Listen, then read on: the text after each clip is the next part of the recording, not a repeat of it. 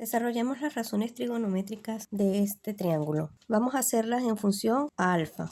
Me ubico en alfa, entonces voy a decir que el seno de alfa es el cateto opuesto a alfa sobre la hipotenusa. Para ubicar la hipotenusa vamos a ubicarnos en el ángulo recto del triángulo. Entonces, como la hipotenusa es el lado opuesto al ángulo recto, entonces C en este caso va a ser la hipotenusa. Para el cateto opuesto nos ubicamos ahora sí en alfa, porque vamos a hacer el seno de alfa. Cateto opuesto a alfa es A y el cateto adyacente a alfa es B. Siempre me ubico en el ángulo que voy a estudiar. Entonces, ahora como el seno es igual al cateto opuesto sobre hipotenusa, entonces me ubico en alfa, el opuesto es A y la hipotenusa es C. Ya tenemos el seno. Ahora el coseno. El coseno es cateto adyacente sobre hipotenusa. La hipotenusa no va a cambiar y el adyacente es B. El adyacente al ángulo, entonces es B sobre C. Para la tangente me dice que es cateto opuesto sobre cateto adyacente. El cateto opuesto al ángulo alfa, porque acá lo estamos estudiando, es A y el adyacente es B, entonces A sobre B. Para la cotangente es la inversa de la tangente. Entonces es el adyacente, el adyacente sobre el opuesto. Entonces es B, que es el adyacente a alfa, sobre el opuesto que es A. La secante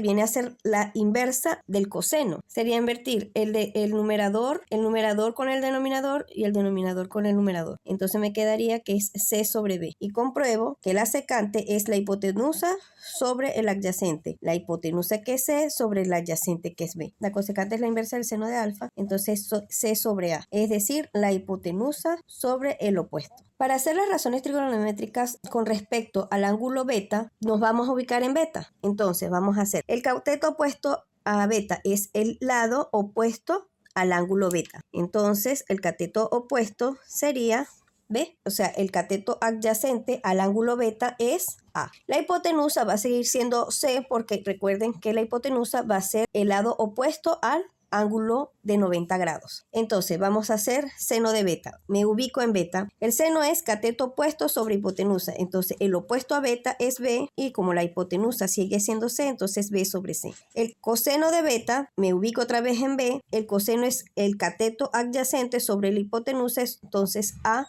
sobre C.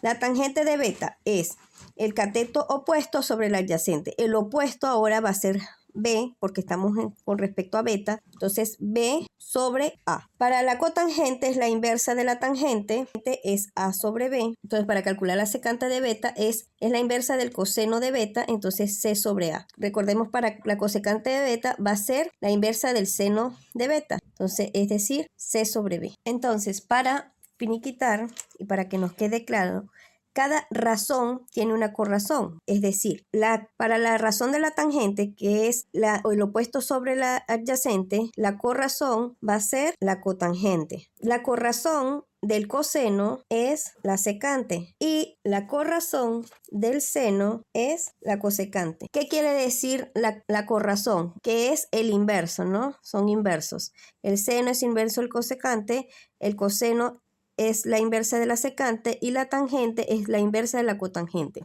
Razones de seno, coseno y tangente de beta nos quedaría así. La corrazón de la tangente de beta es la cotangente, la corrazón del coseno de beta es secante de beta y la corrazón del seno de beta es la cosecante de beta.